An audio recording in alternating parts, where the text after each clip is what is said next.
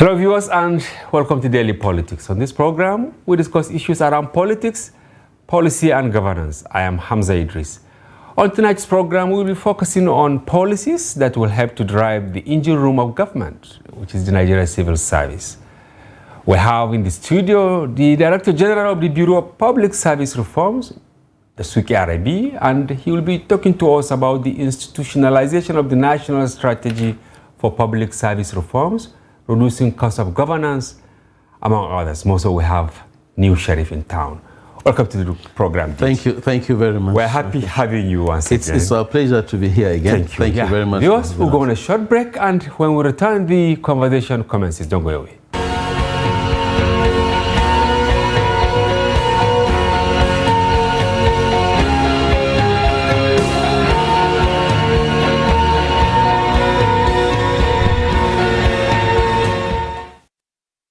Yes, welcome back. Yes, DG, you had a glorious first term, and I think that was what led to renewal of your tenure for second term as DG of Bureau for Public Service Reform. Tell us what you succeeded in doing during your first term. Well, thank you for those comments. I don't know whether we did well or we didn't do well. Well, I'm saying you did well because while searching, I saw somewhere where the former Speaker of the House of Representatives, who is now the Chief of Staff to the President, saying you are an unsung hero of sorts, you know, and your agency is the unsung hero of the federal government. I read it somewhere, and that is why I gave that comment. Thank you very much. The first thing that I think we have succeeded in doing, is to drive the mandate of the agency with all the seriousness it deserves. The first thing is provide information on governance reforms to Nigerians. So we have engaged properly, driving the strategic communication plan that we have developed, which makes it mandatory for us to engage with the press, the media, the civil society, and provide information on that. We have been members of the steering committee on OGP in Nigeria. OGP? Yes, Open Government Partnership. Okay, yes. Open Government. Yes, so we have taken that work again with all the seriousness it deserves. And we say every ministry, department, and agency of government must institutionalize the Freedom of Information Act, which became a law. And on their website, they must have an interactive portal. Okay. For engagement. It's not just to have the information there, no, but there must be a window. Yes, for engagement between the citizens and the agencies or the ministries, irrespective of freedom of information. So we have succeeded in building a wider bridge, longer than local Oweto Bridge, between citizens, government, between state and non-state actors. And that has succeeded in getting ministries, departments, and agencies of government to perform their roles, mandates, and functions, which is one of the visions of the Bureau of Public Service Reforms. Part of our mandate, again, has to do with research. In the last 4 years of my tenure, we have done a lot of impact assessments and perception surveys. And we have published reports and results, more than 100 in size. We have also produced what we call Compendium on Public Service Reforms, which I just handed. I have my copy here, which I will certainly We did the first one, and we've just finished 2018 to 2020, and we're in the last stage of producing 2021 to 2023. We have also produced a lot of booklets and guidelines for public servants to understand what is public service reforms and what is expected of them. Now, through that, we have simplified the process of, example, what is performance management? How do you adopt that in your ministry or agency? What is succession planning? How do you adopt that in your ministry or agency? What is mentorship? How do you adopt that in your ministry? And all these things are actually transparently lacking in public service before. Yes. Especially this issue of, succession plan. Well, they were missing, but now they are part of Pillar 4 of the National Strategy of Public Service Reforms and makes it mandatory for every ministry, department, and agency of government to implement. The current examination that are being conducted for promotion is being processed and everything is being done electronically. This is part of the performance management. Okay. And we have developed KPIs, standard operating procedures for ministries, departments, and agencies of government, so that government will be able to assess them vis-a-vis their key performance indicators and judge. Just as we have in private sector, like here. Yes, yes. Here you can't move an inch without your performance, being rated. If you don't satisfy that, forget it. That is it. And you recall that we had Executive Order 13, which institutionalized performance management in the public service. Beyond that, we have done quite a lot of work to engage with the federating units, the states and the local governments, where we have succeeded in getting quite a number of them to not only pick up the reforms that we are doing, but to create their own bureaus of public service reforms. We have Gombe, we have Kaduna, we have... at the state level? Yes, Ogun State. Meaning you cascaded what obtains at the national level to state level. Yes, and I must tell you how happy I am with President Tinubu, because during his time as governor in Lagos State, a lot of reforms took place in reflection of what was happening at federal level. So we've been working with the Down Commission in Lagos State that is driving reforms in not only Lagos and the southwestern states. So we're hoping that very soon we'll be able to get bureaus of public service reforms in all states in the southwest. Wow. Now, why did I say I'm happy? Because the president is coming into a field that he has known, into a field that he drove as governor of... Meaning keying into what you are doing would not really be difficult. No. But do you foresee that happening now that we are going to have, ministers? But there is this fear that we will have an over-bloated ministries, because there are so many people to actually satisfy. Well, I don't think it is...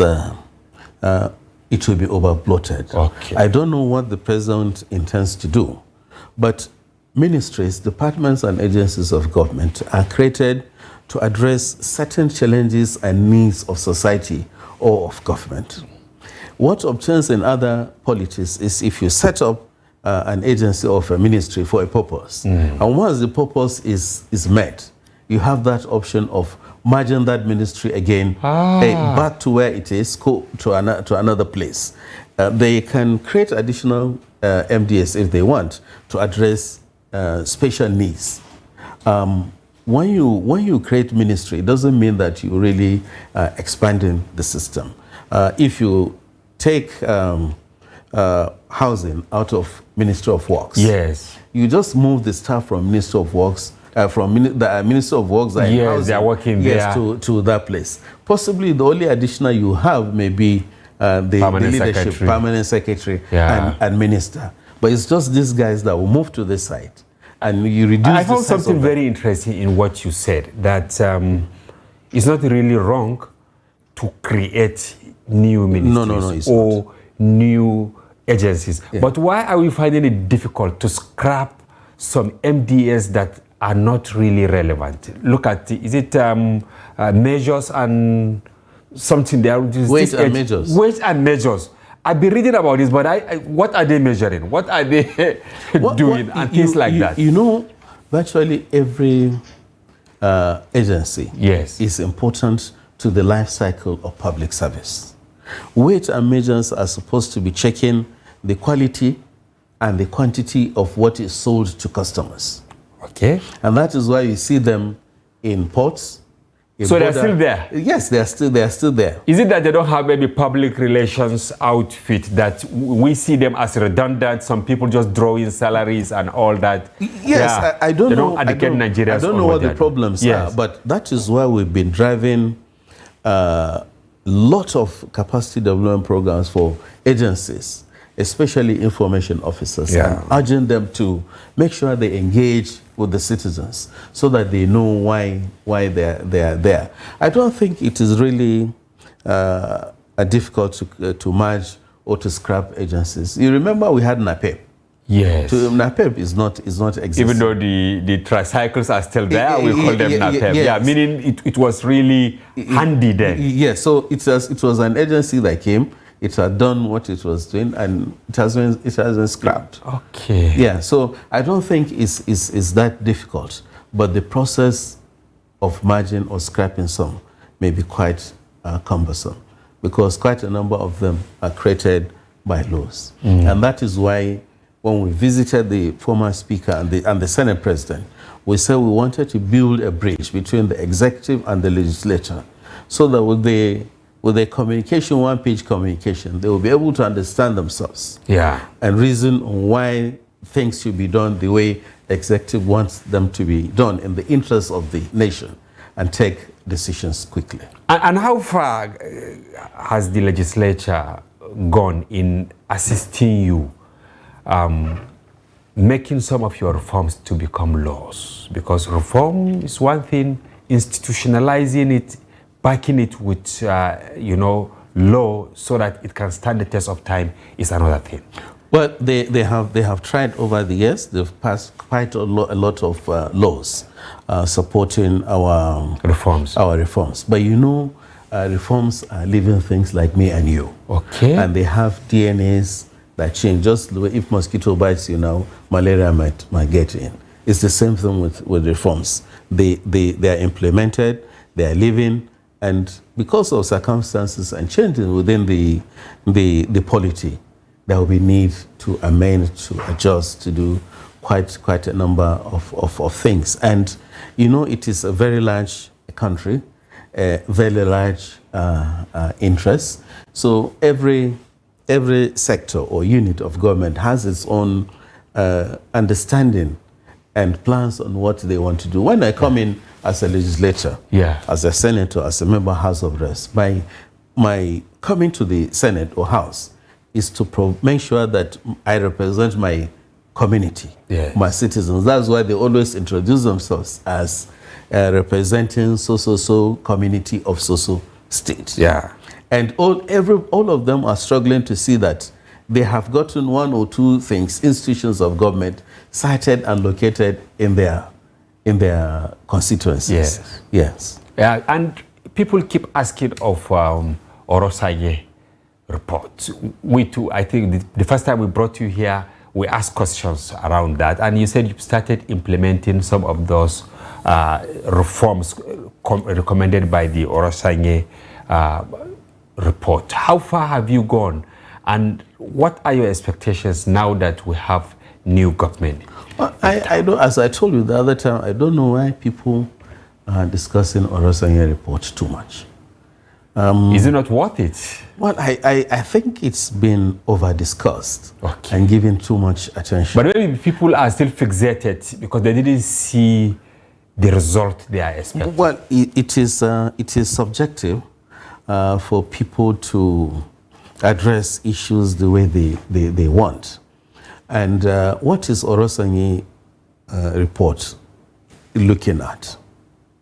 Maybe cost of governance? Reducing cost of governance. Yeah, which is now, actually a question on its own that I want us to discuss. Reducing cost of governance, we have in the course of our reforms, digitalize public financial management. Digitalizing public financial management means we are going to fight corruption, we'll improve efficient use of resources of government, and ensure that good results are delivered at the end of the day. Digitalization of our processes in terms of managing of our resources, public financial management, ensures that there is prudent management of resources and reduction in cost of governance. We are pushing now for adoption of blockchain technology. Yes, and digital ledger within the public service. Before the last government went off, there was the government had approved a blockchain technology policy. What is it? Now it is going to bring the ministries, departments, and agencies of government closer. They will be using shared services that will reduce the cost of governance, fight corruption, improve transparency, open the process, and reduce time wastage in the process of delivering public service. Okay, maybe you shed more light on that, because the technology you are talking about has come with a lot of challenges also. Look at what happened at the Office of the Accountant General. The figures, some Nigerians are still yet to come to terms whether it was true that humongous amount was able to be carted away by an individual or maybe by a cartel or whatever. How are you helping government to understand that even the technology we are adopting in our agencies, they also have their limitations? They need to also be monitored, the technology we deploy. Well, that is why I said that reforms are living things. Yeah. Example, when we did monetization policy, your colleagues that were in the press and media and government became landlords around Area 11, where houses of NTA and Radio Nigeria were. Yeah. And they were very happy. Now, a lot of them have exited the service.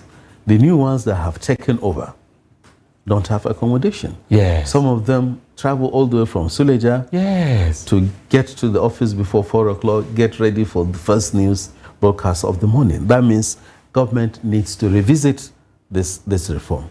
Technology is not only a problem in Nigeria, is a problem in the whole world. When artificial intelligence came on board, we were all celebrating that artificial intelligence has come. Yeah. All of a sudden, the United States, UK, EU, China, Turkey realized that it's very dangerous. Yes. While it has its own advantages, it has its own disadvantages. So as we change, as we improve, as we are building, problems of maintenance and others are coming in to chop into what you have done. So that is why Ministry for Digital Economy was specially created. Yeah. And we have 2 agencies, Galaxy Backbone and NIDA, that are providing all the safety measures that we need to safeguard the utilization of IT in terms of managing resources of government.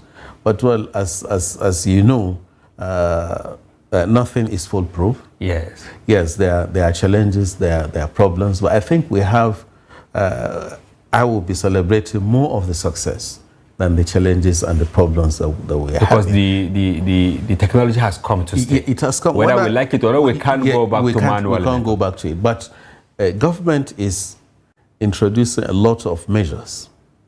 You can see now we have a new agency responsible for data management in public service. Yeah. We are doing a lot of investment around safety of data, records, and even process within the public service in terms of utilization of IT to manage our resources and process of work. So we're emerging, we're developing. And the case you refer to of Accountant General, I don't know how that thing came to, but if you ask me, is it possible, I'll tell you, it is not possible for you to move those chunk of money out of GIFMI's system that we have. It's just not possible. The explanation will come at the end of the investigation. Yes, but I think we should be happy that we have BPSR has created these tools. Federal government have adopted them. They have been implemented, and we are seeing the values. But I will not reject your suggestion that we need to do more to ensure safety of resources and government of money within this line of processing payments and other things. Yes, for us in the media, we are still agitated over the attitude of many government agencies, especially when it comes to FOI, that is freedom of information. Here we process, almost on a daily basis, we write letters to agencies, but you see some of them, they know that there is law backing this request, but they have technicalities to circumvent some of these laws and deny us information, only for them to drag us to court after we waited for so long to get their response to certain facts and figures that we have. You see them dragging media houses to court needlessly. Are you aware of this? And do you think there will be a convergence point between us in the media and, those that hold some of this information? Well, including CSOs too. Yeah, they ask for information for certain reasons, but they are not forthcoming. We are ambassadors and champions of FOI in Nigeria.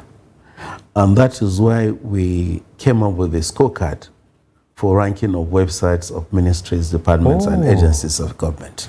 One of the requirements is for you to have an FOI portal on your website. Okay. That will be interactive. Yeah.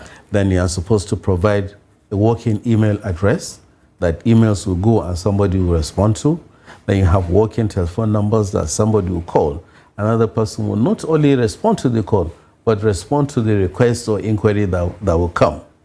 What we have seen over the years is a lack of understanding of the FOI law. Yes. Only last week, our bureau hosted the head of non-state actor league in the OGP secretariat in Nigeria. And we have discussed and agreed that for us to get FOI understood, we need to engage on massive capacity building and sensitization for public servants to understand that the law has come. It's over 10 years. Yes. We must provide this information when it requires. And they should understand that with the coming of the law, a lot of the laws making us to be not seen, yes, have been abandoned and rappelled. Yes. We have to be seen.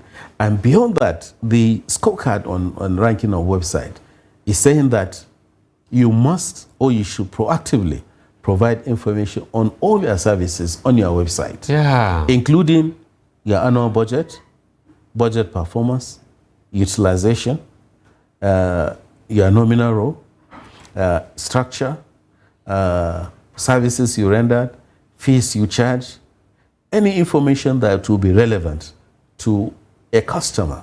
We are refocusing the thinking of Nigerian public servants to see the citizens of Nigeria as customers, not just as ordinary people coming to them. So these letters we are writing, assuming they adopted what you said very well, we don't need to even write it. It's just to go to the website, get the information you want. Yes. But it's like they are too slow. I want to cite an example which is very funny. After Buhari handed over, for over 3 weeks, it was his photo and that of Vice President, former Vice President Osibajo, on the State House website. Why is it so?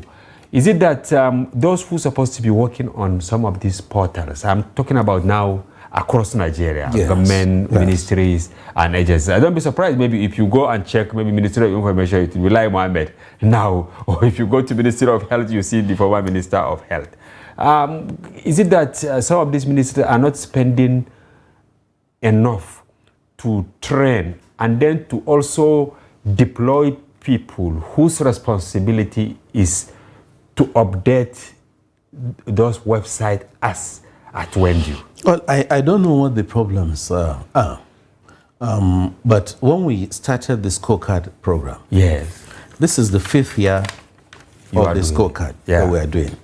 And at the beginning of each scoring year, we invite webmasters, web administrators, heads of IT in all ministries, departments, and agencies of government for 2-day capacity development, where we reintroduce the criteria and urge them and encourage them to upgrade their website as at when due. Possibly there are some problems and challenges within the MDAs, but I don't know what the problem is in dropping a picture. Which is very, very tough. Immediately, His Excellency President Tinubu stood on that stand in Eagle Square. On the website of BPSR, we dropped the picture. Because you are alert. Yes. Immediately he did that, we dropped that picture. So, and that activity did not take us more than 10 minutes.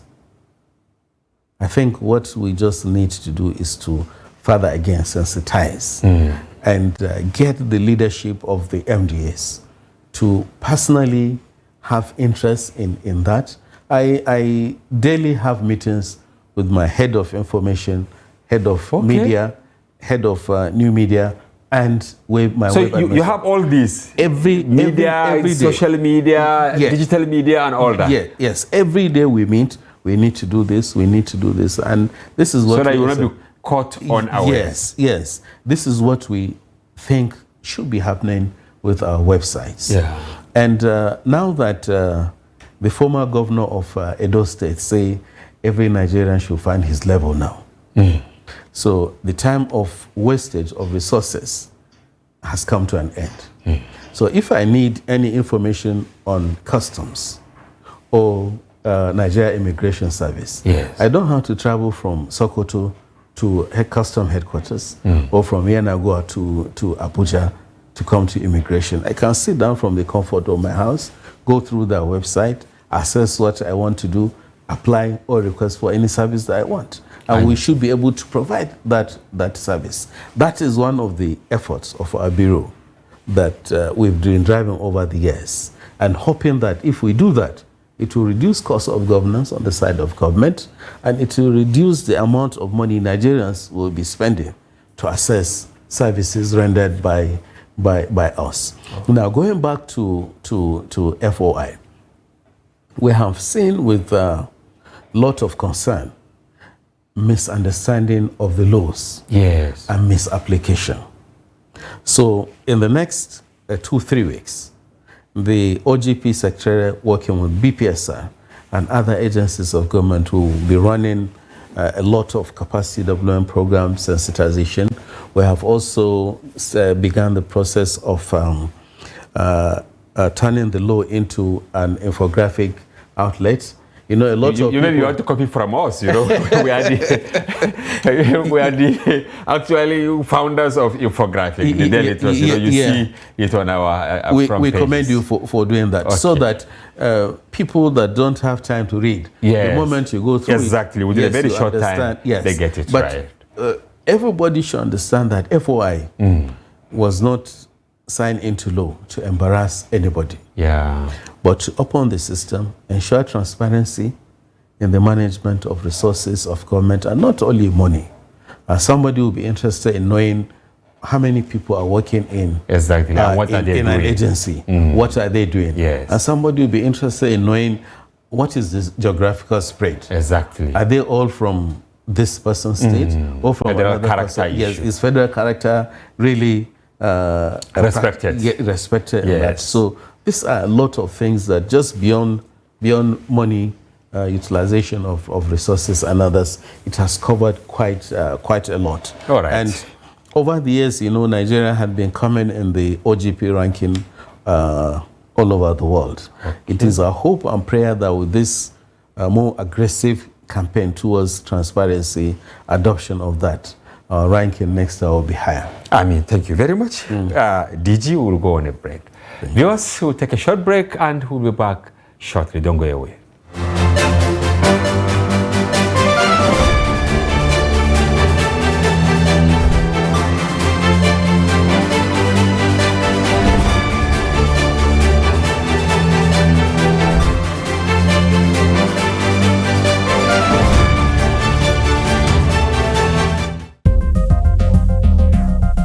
This is Trust TV, documenting the Nigerian story.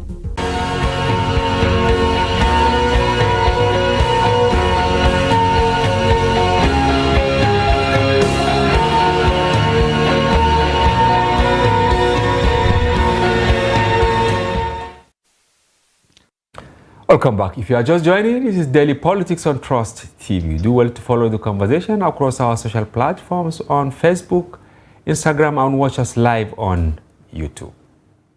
I still have in the studio Dasuki Arabi, the Director General, Bureau for Public Service Reform. Welcome back to the program. Thank you very much for Yes.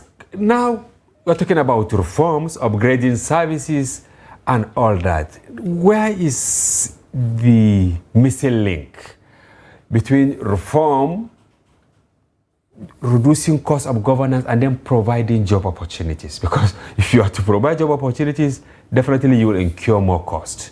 If you don't provide job opportunities, it's recipe for chaos, because youths that we are churning out of our universities, polytechnics, and colleges of education, they are all looking towards the government in Nigeria for work to do?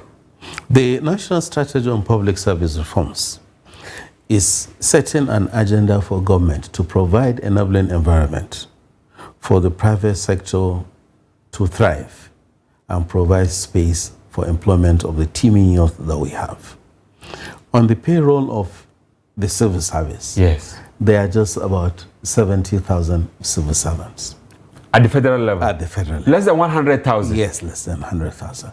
If you put everybody around federal public service, they are about 2.5, 2.7 million. Okay, you're talking about the parastatals and all that. Yes, yes. So, oh my God, yes, what is the percentage when you look at the 130 million population? Yes, and look at how many students, how many graduates are coming out of universities, colleges of education, polytechnics, and technical schools.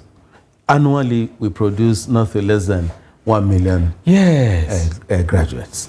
The government at the federal and in the state and local government will not have the space to absorb everybody. You can see the President, Excellency Bola Tinubu, commended the private sector for quite a number of things that they are doing to help his government and help the nation. And you can see that some of the initiatives he spoke about yesterday, we're working with private sector to do this, working with private sector to do this, working with farmers to do this. That means like he's obsessed with the private sector. Yeah, he's obsessed with private sector, knowing that government cannot provide all what we need to citizens of the country. But if you have an environment that is good for the private sector to thrive, of course they can take all what we need. And you can see that he spoke again during his swearing in on value addition for Nigerian agri produce for export so that we get more value for it. He spoke about support to small and medium scale enterprises. Yesterday he repeated the same thing. Yes, and another support is going out to them. So the focus, I think, should be around enabling the private sector, providing an enabling environment for them to thrive and be able to help government to observe some of these graduates. So if I understand you, while your mandate is public service reform, you didn't close your eyes to even private sector reform of sorts? No, we have not. And we have been driving some project around youth unemployment in Nigeria and what government will be doing. So if you get through our website, you'll be able to see the policy brief. Oh, it's open? Yeah, it's open. And we can provide a copy of that for you. And the reforms are saying the National Strategy on Public Service Reforms is a common agenda for reforming the entire public service. As we are doing that, it is also coordinating reforms in ministries, departments, and agencies of government together. Between colonial period and the latest reform that we are driving, there have been about 13 and 14 public service reforms.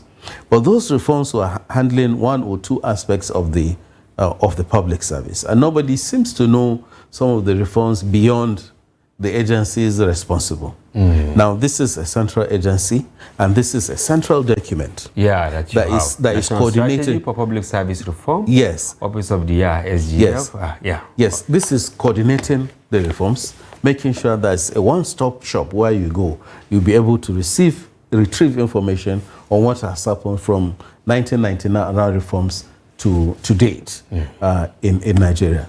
We're trying to change the process, make sure that we have well-equipped, well-skilled and re-skilled public servants to deliver public service to Nigerians as at when due. Okay, sir. Now, we were aware that there's this contradiction between reforms, adoption of technology, and creation of jobs. Exactly. When we started digitalization around 2004, adoption of computer utilization ministries, lots of people say jobs will be lost. But we have seen migration of secretaries that were able to be trained from secretary to data officer.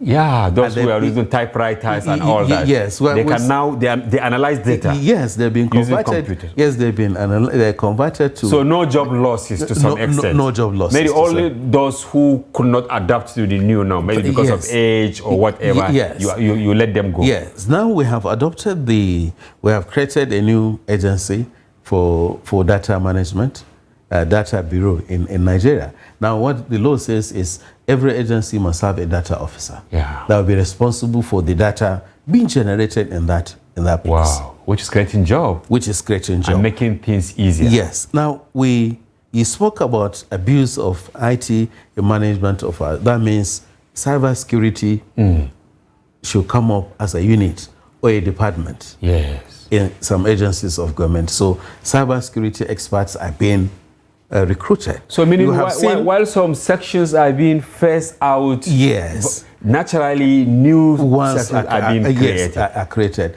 Now when EFCC was standing on its own, it had financial intelligence unit hanging between EFCC and Central Bank. Yeah. Now it's an agency standing on its own.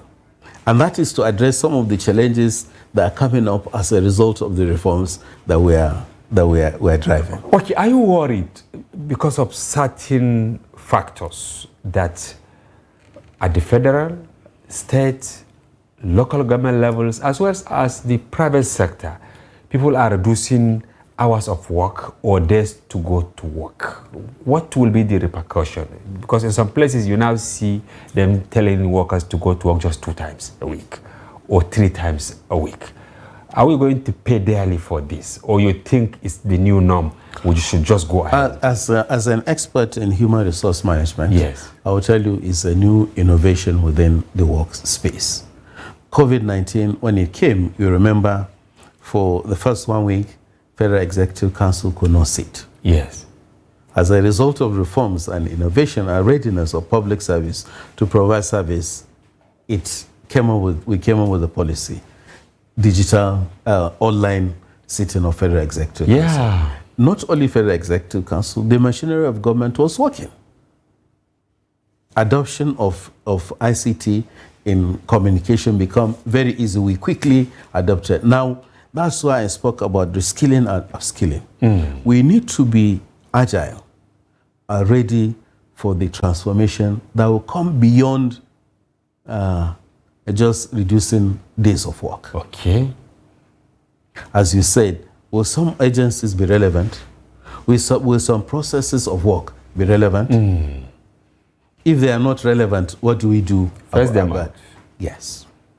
So this phasing out and the changes will come naturally, knocking at your door. Either you open, you get into the swim and move on, or you remain where you want to.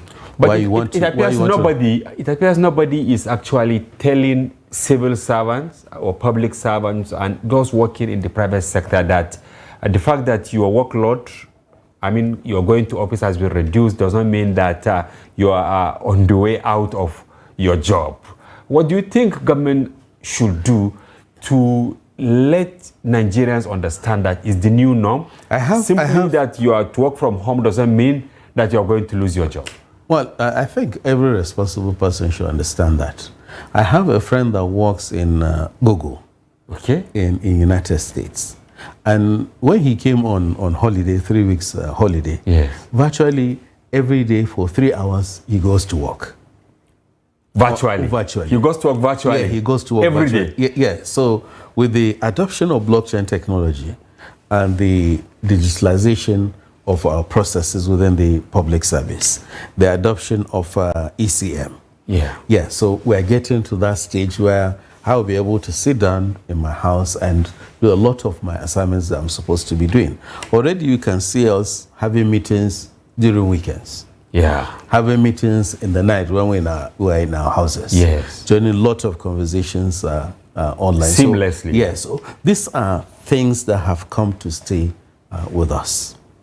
I don't think they should be a threat or of concern to people. What just needs to be done is for us to be ready, to be more mobile, and move within the system as these changes are unfolding. I know that you are working to reform quite a number of issues. You have discussed e-governance now. What about pension administration? How far have you gone? Taxation, electoral system, fiscal governance, and others. When you go through the compendium of public service reforms, you've seen that we have done quite a lot around that.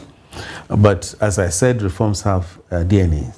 When we started the pension reforms, we thought we had addressed all the problems and challenges. Not you, a myriad of challenges cropped up. Yes, along the line, myriad of challenges have come on. I was told of a civil servant who actually abruptly, signed his resignation letter simply because he don't want to migrate from the old pension system to the new one. He said, not with him. Yes, a lot of people are more confident of that because, of course, that one is a given figure that will be paid to you, while the new contributory pension system is what you save that you'll be able to access. Yes, to access. But I think government is looking at that. The Bureau is arranging or organizing a conference, a roundtable, to look at the reforms around pension, the entire reforms that we've driven,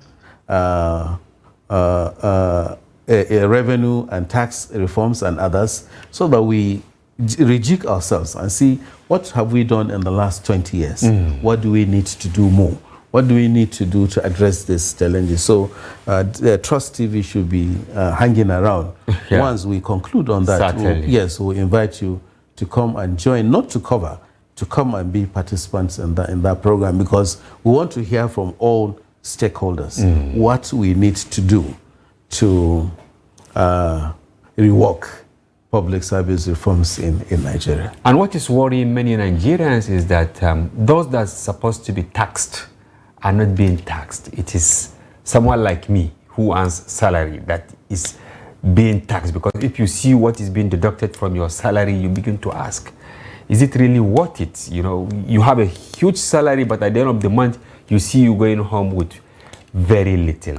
Well, okay, thank you. That is true, and that's why we in UK, when other economies they cry, they say it's taxpayers' money, it's my money that government is utilizing. Now, to you, nobody is being taxed because you are within your own environment, within your own space.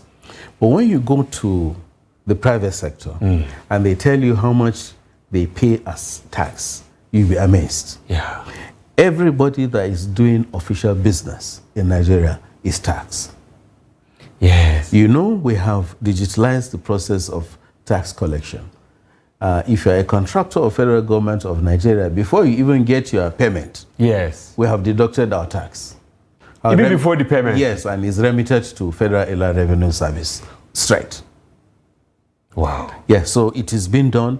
Everybody within the space is being taxed. Yeah. And to address the new challenges, because we have seen a lot of growth and expansion within the small-scale enterprise, small businesses that are not captured in that space. So you can see the president has made it as one of his agenda to look at tax policy and taxes. Exactly. There was this press conference by one of his special advisors, precisely the special advisor on tax, saying that they are trying to streamline from, is it 50 or thereabout, to reduce it to 10. Yes, it's going to be streamlined, and not only streamlined, to see how we can reduce. You can see that if you are moving a truck of cows from Potiskum in Yobe State to Abakaliki. Exactly. As you cross into the new state. If something like local government. You have to pay this tax, you have to pay. So these are some of the things that government is going to address with this appointments and the new direction. But don't accept that people are not taxed. As long as you are in genuine business, you'll be taxed. People call Tinubu the tax man. Yes. Because of what he did in Lagos. But to greater extent, people saw what they paid for. Because to who much is given, much is expected. Why do you think Nigerians are not really forthcoming in paying taxes? And we're talking about reforms. And what do you think should be done in the interim, very fast, so that people will understand that when you pay tax, ultimately the result will come back to you. Yes. I think what we need to do is to increase publicity on what is tax, why we need to pay tax, and encourage people to pay tax. Beyond that, we need to improve the way we manage resources of government so that people will be convinced that once I pay my tax, government will be able to render social services to me.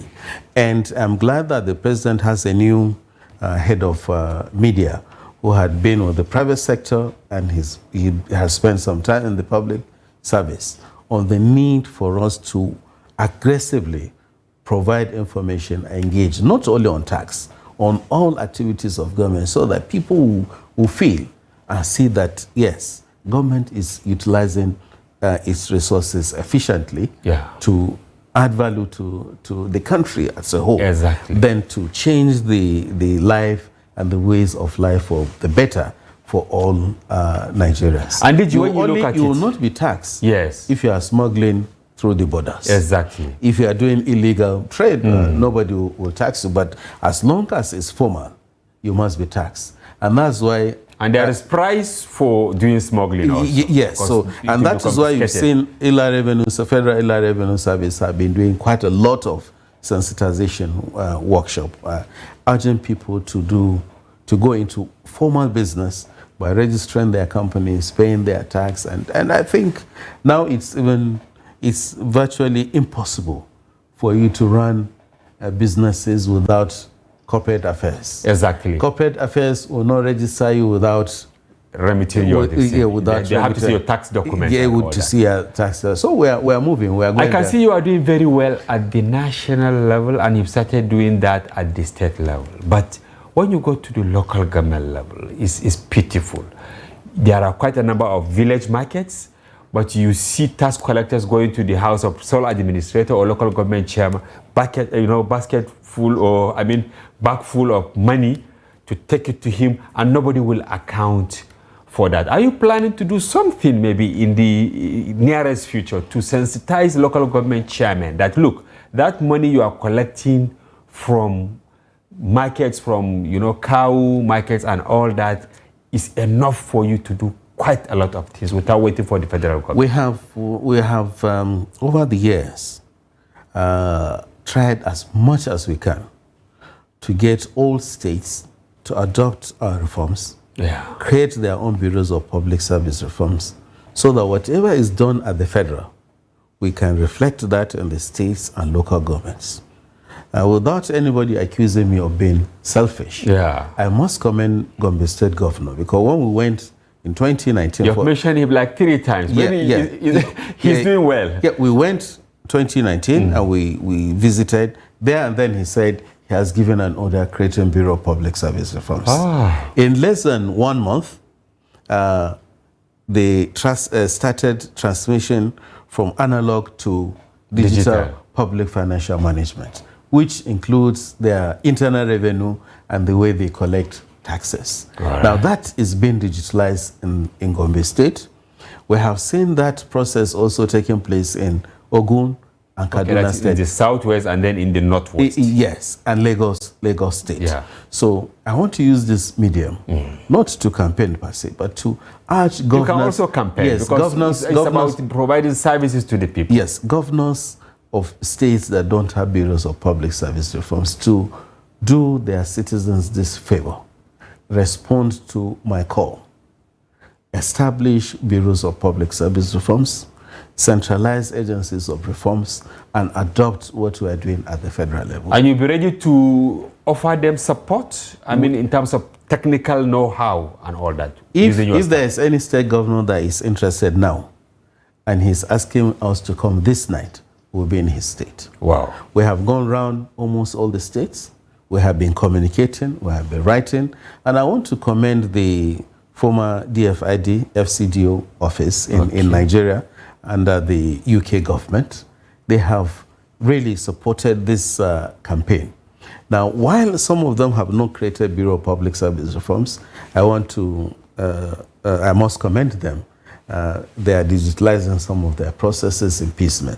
But we want to see a creation or a reflection of what is happening in the federal. All right. And by the time they do that in their states, it will translate into the local government. Exactly. Now, when we were having our engagement with our Southwest government in Ogun State on digitalization and how we can help them to digitalize public service processes in Southwest, the Ogun State governor invited all chairmen of local government to come and listen to what we are going to say, because from the state headquarters, he will move to local governments. Right. And that is happening in Ogun State. And we will not relent in our efforts. We will continue to push for that. When you look at Abuja. Yeah, finally. Yeah. Yes, when you look at Abuja, you can see that a lot of young men and women that have moved from neighboring states. Yes. If the local government system is working, they will not do that. They don't have anything to come. Exactly. When I'm from Benue State and I'm near a river or a water source that is available 12 months, why do I have to come and scavenge in Abuja? Honestly, there is no need. Yeah, thank you very much, Dasuki Arabi, DG Bureau for Public Service Reform, for your informed perspective. And I hope those that matter listen to the program. We have to have you again. Thank you very much for having us. We'll always be available to engage. So I hope we'll be able to come next week if you invite us so that we engage. And viewers, thank you for tuning into this program. We sincerely hope you found the conversation engaging and informative. And be sure to join Daily Politics Live, airing every weekday. However, you have the opportunity to join the conversation every Friday on our special Friday phone-in edition to share your thoughts on national issues as we provide a dedicated phone line. Once again, we thank you for watching and we look forward to having you. Bye-bye. I'm Hamza Idris.